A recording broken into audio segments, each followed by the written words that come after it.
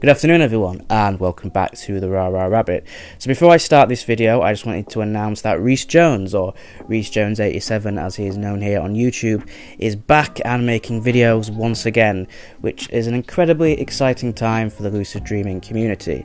If you don't know who Rhys Jones is, he is one of the original Lucid Dreaming YouTubers, the original Lucid Dreaming YouTuber here on YouTube. So if you are not subscribed to him, I suggest you go ahead and check his channel out. So with that being said, let's get on with this video. So today I'm talking more about trauma work and lucid dreaming.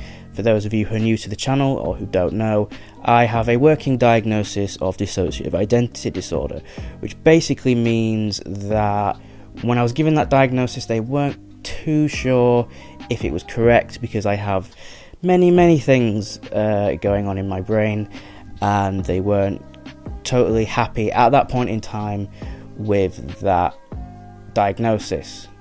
But I do hear voices, or I do have alters, I do have these other people going on in my head, and one of the things that I have been using lucid dreaming for over the years is to try and communicate with and better understand these alters or voices. And it's been very eye-opening and quite successful, and it has shown me that lucid dreaming has the potential to do far greater things than we are aware of. And for me, it's very important to keep on experimenting with this and documenting my progress and seeing where it can go. But recently I kind of came to the conclusion that even though I am going to continue to document these things, I shouldn't just jump straight on camera as soon as I've made a discovery, or I've had a positive experience or even a negative experience with the alters, because ultimately these things that I'm doing are quite heavy and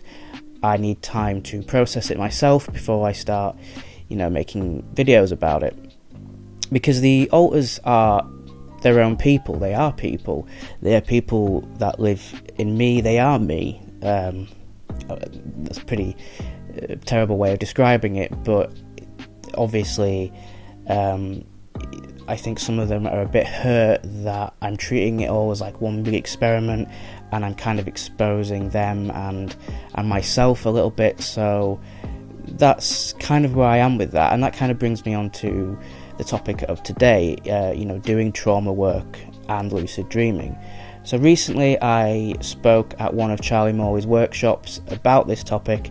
I spoke to a group of therapists about it, and obviously when it comes to something like this, safeguarding is a big issue. Anything that involves trauma, obviously you have to be very careful with, and it's one of those things where I try to reiterate this in my videos, that the work that I'm doing, I'm doing it on my own, but I have some support in place, and I am at a place mentally where I feel capable of doing these things and not setting myself back. But one of the things that I mentioned in this talk was how when I went looking for answers, the dream would often prevent me from doing that. So the first alter or voice that I worked with was Scott, and Scott is the one that I'm closest to, that I consider to be my best friend. He is the parts of me that I guess are the idolized version of me,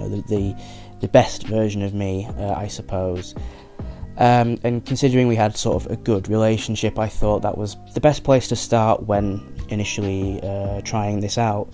Whenever I tried to get close to him in the dream would prevent me. The first one was when he was behind a wall and I couldn't get to him, and if I tried to remove this wall or push past it or whatever, the words access denied would flash up, and I thought that was really kind of cool actually, albeit frustrating at the time.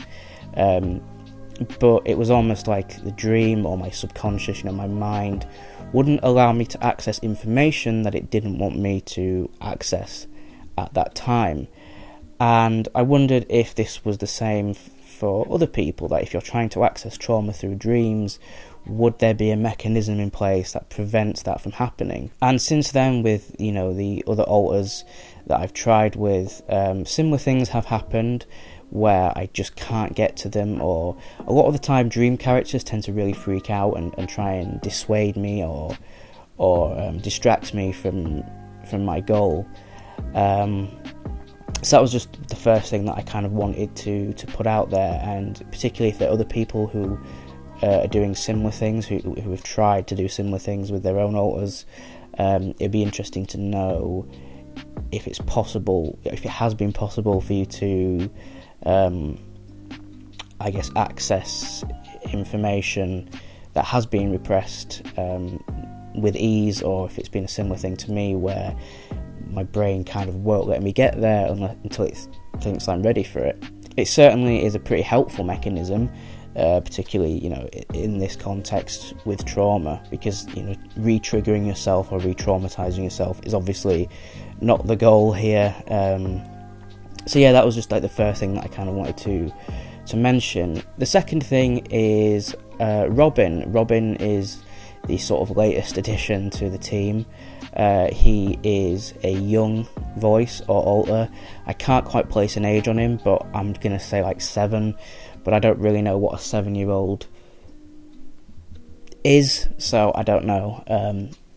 And he has been with me for, I'm going to say maybe like 8 months, 9 months. He's probably been around a lot longer actually, but as with these things, I tend to feel a presence build up before I actually hear them. And unlike the other alters or voices, I'm still in a weird place where I don't know what to call them. He doesn't really talk much. He's very, very shy. He doesn't seem to have a lot of trust. When he does talk, it's not for very long, and I just get the sense that he's not totally comfortable around me. The times he turns up the most is in the middle of the night, which is kind of frustrating. So it might be like 2, 3 in the morning. I'll wake up, usually just naturally wake up, and he might turn up and start talking to me, and he seems to have a lot of energy, and he kind of wants my attention a lot during the night. During the day, not much going on. If he is around, I tend to find that I get exhausted incredibly fast and I just have to go to sleep, or I'm really, really hungry. I probably have gained a bit of weight over the last couple of months because Robin just keeps on wanting to eat and I keep on eating. So I've been trying to use lucid dreaming again to get closer to him, and yeah, I've not wanted to push it too much, especially when he seems to be so cautious.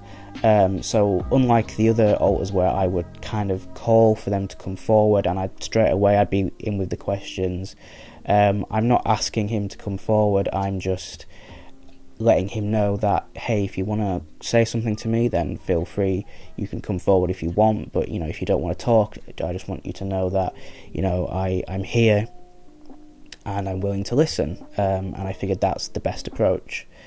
So it was a couple of nights ago I was having a lucid dream. I can't for the life of me remember what triggered the lucid dream, but I remembered Robin, and I wanted to find him. And as soon as I started thinking about him, all the dream characters around me turned into children. And now I don't really fully know what Robin looks like. I know that he has blonde hair. That is about the extent of it. So naturally I'm looking through all these children trying to find one with blonde hair, and I don't. And all of these kids seem to be protecting him. They seem to be a bit like not quite sure about me. Some of them are sort of running away or hiding like behind corners and just like peeking out at me, and I sort of just say to them all, I'm not here to hurt Robin, I'm not here to ask him anything. I just want Robin to know that I am here, the rest of the crew are here, and that we'll listen whenever he's ready to talk. And a lot of the kids sort of started to like calm down a little bit. They were less on guard, less defensive. Some of them sort of stopped running away, and that was it really. Like I thought, okay, let's leave it there, let's not try and push things anymore. My subconscious is on edge and I don't want to potentially do anything that's gonna re-traumatize. So yeah, that was that, and honestly I thought that was quite a positive step. especially seeing the dream characters, these children, kind of respond. Not all of them, which I thought was interesting, but quite a few of them sort of being like, "Oh, okay, we're okay with you. We know that you're safe." So that's kind of what I'm doing there with Robin, is just easing things very, very slowly, not trying to get results straight away.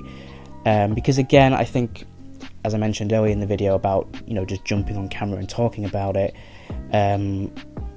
yeah, I don't want to try and push for like big dramatic results so that I can post about it online, because that's just not how it works. And I don't want to, I want things to happen organically and naturally, and, again, to sort of document the process of doing trauma work through lucid dreaming.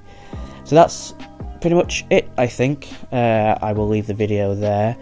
Thank you very much for watching, guys. If you would like to support me on Patreon, you can. There is a link in the description. I am changing all of my Patreon stuff soon, so just bear that in mind. I'm kind of changing everything. It's a slow process, but it's happening. And as ever, you can still get 20% off any Vivid Dream product. The discount code and the link is in the description. So thank you very much for watching, guys. I have been Max, aka the Rara Rabbit. I'll see you in the next video.